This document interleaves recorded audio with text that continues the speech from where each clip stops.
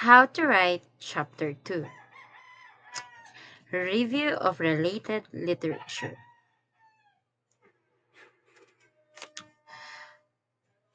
Hi everyone, in this video, I'll walk you through how to write Chapter 2 of a research proposal, also known as the review of related literature.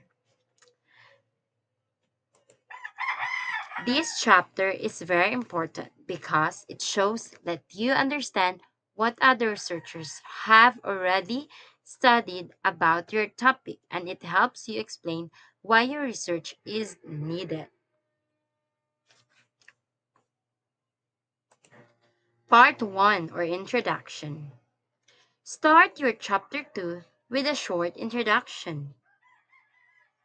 Briefly explain what this chapter will cover and why reviewing literature is important.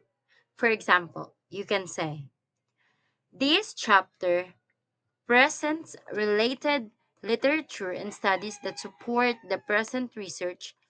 It provides the theoretical background, identifies research gaps, and shows how the study contributes to existing knowledge.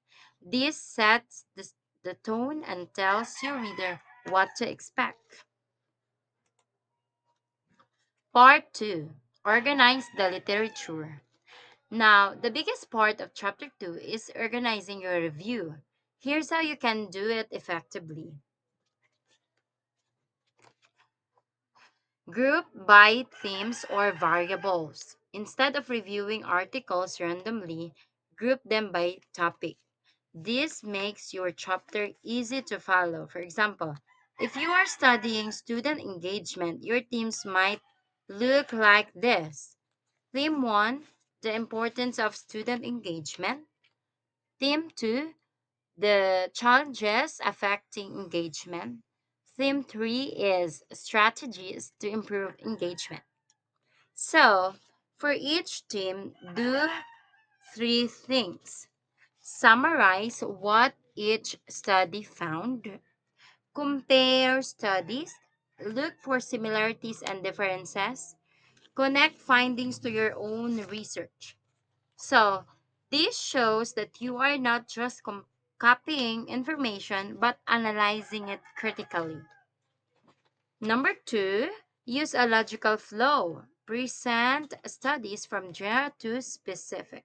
Start with global or national studies, then narrow down to local studies.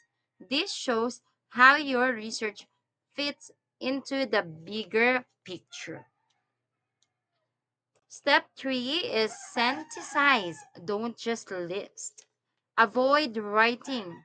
Author A said this, author B said that. Instead, combined ideas. Several researchers, example for the author A 2020, author B 2022, agreed that student engagement improves with interactive teaching strategies, but author C 2021 note that these strategies may not work for very large classes. So, in this style, shows you understand the literature, not just report it. So, step 4, use transition sentences. And each theme with a sentence that links to the next. For example, after understanding the challenges to student engagement, it is important to explore teaching strategies that can address these issues. So this keeps you writing smooth and connected. So let's go with part 3, theoretical and conceptual frameworks. Include a theoretical framework by discussing the theories that support your study, like constructivism or cognitive learning theory. Explain why these theories are relevant. Then add your conceptual framework, usually shown in a diagram, to illustrate the relationship between your studies variables. This helps readers visualize how your research will work. Let's go with part 4, research gaps. After reviewing the literature, point out what is missing. Maybe there are a few studies in your country or on your specific group of learners or using your chosen method. For example, you might write, while several studies have explored engagement in social studies, few have focused on senior high school students in rural areas. This study addresses that gap. So, this justifies why your research is important. All right, let's go to the part 5 or summary. And chapter 2 with a brief summary. Restate the key themes you discuss and connect them to your research problem. This shows how your study fits into the bigger picture. Part 6 is references. Finally, make sure you cite and reference your sources properly. Use the required citation style, usually APA, for both in-text citations and your reference list. For example, you can see here in the picture, in text you would write Smith 2021 and in your reference list Smith J 2021 Improving Student Engagement through Interactive Teaching Journal of Education. So remember, proper referencing gives credit to the original authors, avoids plagiarism, makes your research more credible. So use tools like Google Scholar, Mendeley, or Zotero to help you manage your reference easily.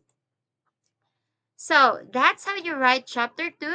Start with an introduction, organize your literature by themes, explain your theoretical and conceptual framework, identify research gaps, and write it up with a summary. Doing this will make your research proposal stronger and more credible. Thanks for watching and good luck writing your chapter 2.